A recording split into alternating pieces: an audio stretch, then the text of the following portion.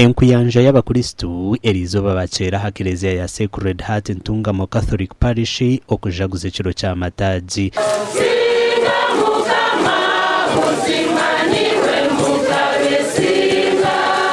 Bwana mukuru w'Ekeleziya egi Father JB Tumusime niwe yayebembera misa kandi yashaba abakristu okwerinda okurebyana.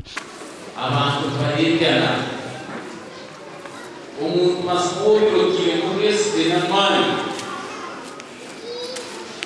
ate warwi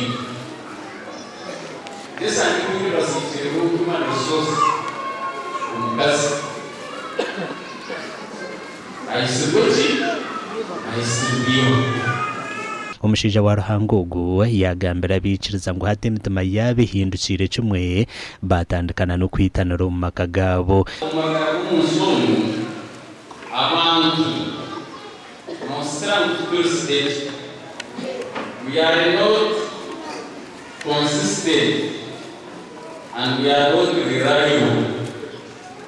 And we can what we bamwe omu bakristo bayitabo mu kitambo kya misa bagamba amakuru g'ekiro ky'amataagi. Kireki omukeleziya yitu nyinitwe nitwijuka orunaku Yesu byataho mu Yerusalemu n'ekitinisa kihango.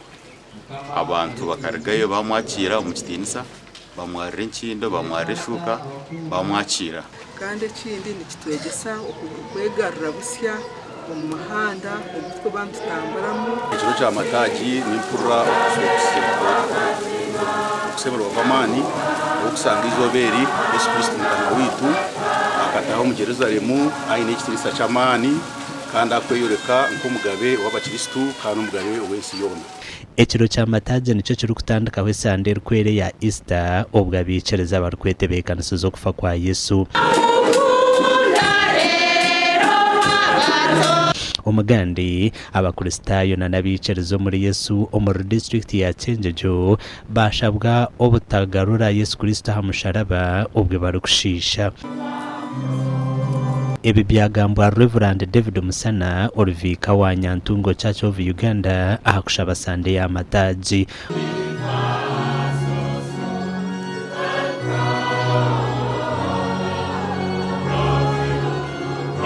Your prayers will be answered. What you have been praying for, what you have been fasting for in the last 40 days, what you have been praying, the Lord is going to do it for you. Hona biikiriza bashabwa okwegarura busya omusabbiiti erikwera eyatandikira izooba. Weekend erikwera Yesu natuboneza okwetekaniza okuba abantu abakwera abakumenyera ngana abakulekera ebyokusisa byaitu abakusebeza obubezi bwaitu nitusobola okukunga omugisa nawe kugezera okumanya n'okutujuna.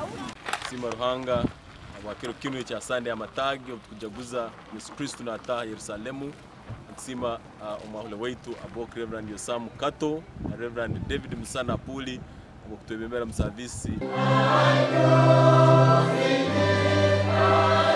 ahabwa TV West and Elias Tugusa na Daniel Bingana.